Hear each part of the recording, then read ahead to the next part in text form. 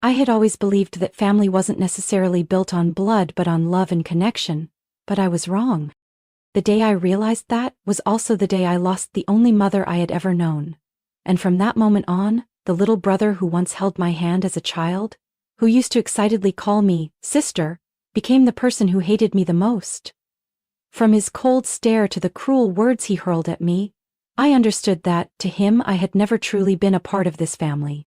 I am Rachel, 31 years old, working as an administrative manager at a public service center in Chicago. I don't share my stepfather David's blood, but he raised me from the time I was little, loving me as if I were his own. He was a quiet man yet full of responsibility, always looking at me with the gentle eyes of a real father. I grew up believing that no matter what, he would always be my family. David married my mother when I was 6. He had never had children of his own until my mother gave birth to Ethan, the little brother I once cherished like a treasure. I remember it vividly. When Ethan was just learning to walk, I would always rush to catch him whenever he stumbled. During those years, I truly believed that we would always be a close-knit family, unbreakable by anything. But then tragedy struck. When I was 24 and Ethan had just turned 15, a car accident took my mother's life. That day I was at work when I received a call from the police. By the time I arrived at the hospital, it was too late.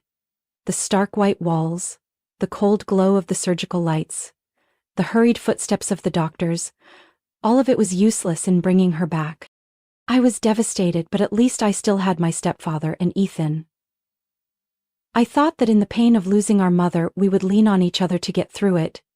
But I never expected Ethan to choose a different path. The cruelest one. At the funeral, amidst the muffled sobs of relatives, Ethan stood in front of my mother's portrait and suddenly screamed, his eyes red with anger. "It should have been you who died, not Mom." I was stunned. In that moment I saw pure hatred in the eyes of the little brother I had once loved with all my heart. I wanted to believe it was just grief speaking, but it wasn't. From that day on, Ethan was no longer the same child I had known. He avoided me, spoke to me with disdain, deliberately emphasizing that I was nothing more than a stepchild. I lost count of how many times he told me that I wasn't really part of this family, that I had no right to be here, that I was an outsider. My father David, though heartbroken, still tried to hold us together. He repeatedly scolded Ethan, even getting angry when he spoke such hateful words. But it didn't matter. Ethan only grew colder toward me as he got older, treating me more and more like a stranger. I gradually came to accept the truth. In my brother's eyes, I was no longer his sister. I was just an outsider. My father passed away on an autumn morning suddenly, just like my mother had years before. The night before, he had called me, asking about my work and reminding me to take care of myself. I still remember his warm voice over the phone. "Rachel, don't overwork yourself. Come home for dinner when you have time." But the next morning, I received a call from the hospital. My father had suffered a heart attack at home and passed away before he could be saved. I thought I was strong after everything I had been through, but standing in front of his cold, lifeless body, I completely broke down. He was the only one left in my family who truly loved me, the one who had always protected me from Ethan's cruelty, and now he was gone too, leaving me alone in this world. The funeral was quiet and solemn. I stood beside my father's casket receiving condolences from his old acquaintances, neighbors, and my colleagues. Ethan arrived more than an hour late, walking into the funeral home wearing an expensive suit and an expressionless face. He didn't say a word to me, just gave a brief nod to a few relatives before sitting in a distant corner. I wasn't surprised. Ethan had hated me for a long time. My father's death didn't change that. But everything truly began after the funeral, when my father's lawyer contacted us to discuss the inheritance. My father hadn't left behind much. A small house in the suburbs of Chicago, an old car, some savings, and a retirement fund investment. I didn't care about the money, but I knew Ethan did. The meeting took place at the lawyer's office. I arrived on time while Ethan, as usual, showed up more than 30 minutes late. When he entered the room, he didn't even glance at me. Instead, he walked straight to a chair and leaned back with an arrogant smirk. The lawyer opened the file and began reading the will. I already knew that my father had divided his assets between us both. Even though I wasn't his biological child, he had legally adopted me after my mother passed away. I had equal inheritance rights as Ethan. But Ethan scoffed and immediately interrupted the lawyer. "This is ridiculous." He crossed his arms, his voice dripping with contempt. "Why should I have to share my father's inheritance with someone who isn't even related to him by blood? Rachel, you were just my mother's child. You have no right to anything." I stared at him. I didn't feel anger or pain anymore. I had grown used to hearing these words from Ethan. I simply replied, "This is what our father wanted. He was wrong. And now, he's no longer here to fix his mistake." Ethan shrugged, his voice chillingly cold. "I'll take everything. You just need to sign the renunciation papers, and that's it." I clenched my fists. Just as I had expected, Ethan would never change. I didn't want to fight him. I didn't need money, didn't need the inheritance. All I wanted was to escape this family's shadow, to completely sever ties with the brother I once loved. I took a deep breath, lifted my head, and looked Ethan straight in the eye. "Fine, I'll give up everything. But in return, from this moment on, you are never to contact me, never to look for me, never to appear in my life again, not even once." Ethan scoffed. "You think I would ever need you? I'd rather die than have to reach out to you." "Good." I stood up, turning to the lawyer. "I'll sign the renunciation papers. After today, Ethan will no longer be a part of my life." I walked out of the office without looking back. I had lost my father, but today I had also cut off the last remaining tie to this family, with my own hands. And I think, maybe, that was the best decision I had ever made. I thought that after that day I would never have to hear from Ethan again. I had signed the renunciation papers, cutting all ties with him. He could take everything my father left behind, spend it however he pleased. It was no longer my concern. But I was wrong. 3 months later, Ethan called me. An unknown number flashed across my phone screen, but I knew right away it was him. I hesitated for a few seconds, then declined the call. But Ethan didn't give up. The messages started flooding in. "Rachel, I need to talk to you." "Rachel, please pick up. This is important. You can't just ignore me like this." I didn't respond. We had an agreement. He wanted everything. I had stepped aside. But now he wanted to reach out to me. I knew for sure this wasn't going to be anything good. 7 days later, I walked into my office as usual, placed my bag down, and powered on my computer. But just a few minutes later, my coworker, Anna, peeked her head in. "Rachel, there's a guy standing at the front desk insisting on seeing you." I didn't even need to ask. I already knew who it was. I walked out to the reception area. Ethan stood there, noticeably thinner, dark circles under his eyes, his clothes slightly wrinkled. The moment he saw me, he rushed forward, making no attempt to hide his urgency and desperation. "Rachel, I need your help." I crossed my arms, keeping my voice calm. "It's with an agreement, remember?" Ethan bit his lip but then let out a long sigh, lowering his head. "I have no other choice." I watched him, waiting. Finally, he had to admit the truth. After inheriting everything, Ethan started spending recklessly. He moved out of our father's old house into a luxury apartment in the city, bought a new car, designer clothes, and threw extravagant parties. He thought he had won. But then the debts started piling up. My father, David, had taken out several loans to sustain his life. He wasn't as wealthy as Ethan had assumed. The savings he left behind only covered a portion of it, and Ethan couldn't handle the rest in time. He tried borrowing money from friends to stay afloat, but soon he fell into a vicious cycle of debt. Now, no one would lend him anything. Ethan clenched his fists, his voice trembling. "Rachel, I need your help. If you don't, I'll lose everything." I looked at him, feeling not even the slightest bit of sympathy. "You had everything, but you wasted it all in just a few months." "I didn't know Dad had debts. If I had known, I wouldn't have spent so much," Ethan shouted. I shrugged. "You didn't know because you never bothered to find out. You only thought about enjoying yourself, never about responsibility." Ethan stared at me, his face contorting in anger. "You knew, didn't you? You knew about the debts but didn't say anything. You wanted me to fall into this trap, to end up like this so you could laugh at me, didn't you?" I closed my eyes, taking a deep breath. "I tried to tell you right after Dad passed, but you were the one who cut me off. You were the one who refused to listen. You wanted everything, so now, take responsibility for all of it." Ethan staggered back a step, his fists clenched tightly. "Rachel, please, you can't just let me lose everything like this." I looked straight into his eyes. "You're not my brother anymore. You said so yourself, didn't you?" Ethan opened his mouth but couldn't say a word. I turned away, leaving him standing there in his own despair. But I knew this wouldn't be the last time Ethan came looking for me.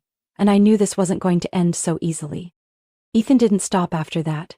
He became more persistent than ever. At first I thought that if I ignored him long enough he would eventually give up. But I was wrong. Ethan didn't know how to give up. He kept coming to my office despite my firm rejection the last time. Every time he would stand at the reception desk, begging to see me. When the receptionist refused, he would just sit there for hours, deliberately humiliating me in front of my colleagues. He didn't yell or cause a scene, but his relentless persistence drove me insane. I tried to avoid him, took different routes, worked late to make sure he was gone before I left. But then, one day, I found Ethan waiting for me right outside the parking lot. As soon as I stepped out of the building, he rushed over and blocked my path. "Rachel, can you please just listen to me?" I tightened my grip on my bag and replied calmly, "We've already talked. What more do you want? I have no one else to turn to. I've tried everything." His voice was hoarse, his eyes sunken from exhaustion. But I felt no sympathy. "That was your choice, Ethan." He let out a bitter laugh. "My choice? Do you really think I had a choice? I'm just trying to survive." I crossed my arms, my voice cold. "And do you think it's my responsibility to help you?" Ethan bit his lip, then suddenly his tone softened, more desperate than ever. "I'll pay you back, I swear. Just help me this once, just this one time." I looked into his eyes. I had once believed his promises, once thought that no matter what, we were still family. But now, I had no faith left in him. I shook my head. "No." Ethan flinched, as if he couldn't believe what he had just heard. "You're really not going to help me?" I turned away to leave, but he lunged forward and grabbed my wrist. "Rachel, I'm begging you, I can't pay off this debt. I'm going to lose everything. I'll be out on the streets." I yanked my hand free, my voice colder than ever. "I'm not your bank, Ethan. You pushed me out of your life and now you want me to save you? I don't care if you survive or not. Don't ever come looking for me again." I strode toward my car, opened the door and got inside, slamming it shut. Ethan remained standing there, motionless, as if he couldn't comprehend that I was truly leaving him behind. I started the engine, not looking back as I drove away. But I knew this wasn't over. In the following weeks, Ethan kept showing up. He no longer ambushed me at the parking lot, but instead he flooded my inbox with emails, texts, and even called from unknown numbers. He went as far as harassing my coworkers, asking about me, even spreading lies that I owed him money in an attempt to ruin my reputation at work. I realized that if I didn't act soon, Ethan would continue dragging me into the mess he had created. So, I went to the head of human resources and explained everything. I didn't go into personal details. I simply stated that a relative was harassing me and it was severely affecting my ability to work. I couldn't live like this any longer. I needed a fresh start. And so I requested a transfer to a different branch of the public administration office, somewhere farther away where fewer people knew me. Fortunately, my workplace had multiple branches across Illinois. I chose a place far from the city, a small town near the mountains, where Ethan wouldn't be able to find me easily. 1 week later, I left Chicago. No forwarding address, no notifications to anyone. I simply packed my things and left. From a few acquaintances, I later heard that Ethan had finally been forced to sell his expensive apartment to pay off some of his debt. But it still wasn't enough. His salary was now being garnished every month to cover what he owed, leaving him with barely anything to survive on. The lavish lifestyle he once flaunted was gone. I don't know how he's living now, and I don't want to know. I have a new life, a life without Ethan. As time passed, I gradually adjusted to my new life in this small mountain town. No more judgmental stares, no more past haunting me, and most importantly, no more Ethan. The work at the local administrative office here was busy in its own way. The population wasn't large, but everyone needed assistance. Unlike in Chicago where everything was rushed and impersonal, here, people treated each other like family. My new colleagues welcomed me with warmth and sincerity. Martha, an older woman who worked with me, often brought homemade cookies to the office. "Rachel, you're too thin. Everyone here loves good food. You should relax and enjoy yourself a little." She smiled kindly as she placed a box of cookies on my desk. John, the office supervisor, was a man of few words but full of integrity. On my first day, he patted my shoulder and said, "There's no distinction here. Everyone has their own worth. You'll be just fine." Those words made me feel like I had stepped out of a thick fog. For years I had been fighting against judgment, constantly proving my worth to a family that had never truly accepted me. But here, no one cared who I used to be. They only knew me as Rachel, a colleague, a friend. I slowly fell in love with the peaceful rhythm of life here. The crisp morning air, the winding stone-paved streets lined with trees, the cozy little cafes with warm golden lights. Life was neither extravagant nor fast-paced, but it gave me a sense of peace I had never known before. Occasionally, I still heard bits of news about Ethan from old acquaintances. After I'd disappeared from Chicago, he had desperately tried to find me, but his financial troubles didn't allow him to keep searching for long. The luxury apartment he once bragged about was sold off to pay debts. His expensive car was gone. Every month a portion of his salary was deducted to cover the remaining loans. With no money left for lavish spending, no friends to party with, Ethan became a lonely figure in the very life he once flaunted. I didn't feel triumphant, I only felt relieved. For the first time in my life I was truly free. One day, while strolling through the local market, I stopped in front of a small clothing store. Inside I saw a simple yet warm blue knitted scarf. I reached out to touch it and suddenly thought of my father. When I was a child, he had once given me a similar scarf for Christmas. "You're always cold, Rachel. Stay warm, okay?" Thinking of him, I felt a warmth spread through my heart. Even though he was gone, I knew, somewhere out there, he would be proud of me. I was no longer the stepchild. I was no longer the outsider. I am Rachel, and I am living my own life. Rachel's story isn't just about inheritance or family conflicts, it's about finding self-worth. In life, we are often tied down by toxic relationships, by the expectations of blood ties and social labels. But in the end, what truly matters isn't the family we're born into, it's the life we choose to build for ourselves. Rachel had the courage to leave the past behind, to walk away from harmful relationships and to find peace on her own terms. And that's the greatest lesson. Family isn't defined by blood. It's defined by the people who truly value and cherish us. Rachel's story makes us reflect on family, responsibility, and self-worth. What do you think about Rachel's decision? Did she make the right choice? Share your thoughts, and don't forget to follow the channel for more meaningful stories about family and life.